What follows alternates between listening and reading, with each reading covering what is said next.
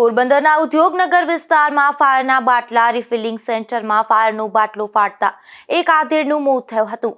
ત્યારે આ બાબતે ફાયર વિભાગની ટીમ દ્વારા પ્રાથમિક તપાસ હાથ ધરવામાં આવી હતી। પોરબંદરના ઉદ્યોગનગર પારસનગર નજીક હરસિદ્ધિ એન્ટરપ્રાઇઝ નામની એજન્સીના ગોડાઉનમાં ફાયરના બાટલા રિફિલિંગ કામગીરી દરમિયાન ફાયરનો બાટલો ફાટતા અહીં કામ કરતા એક આધેડનું ઘટના સ્થળે જ મોત થયું હતું। આ બાબતે પોરબંદર મહાનગરપાલિકાના કમિશનર દ્વારા તપાસના આદેશ આપવામાં આવ્યા હતા।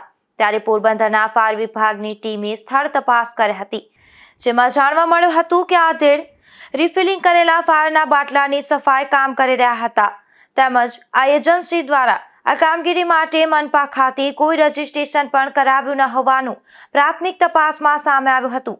ત્યારે આ રિફિલિંગ સેન્ટરના માલિક સામે પણ પગલાં લેવાશે કે કેમ તેવા સવાલો પણ ઉઠી રહ્યા છે। નિપુલ પોપટ સાથે અશોક થાનકી, ગુજરાત ન્યૂઝ, પોરબંદર।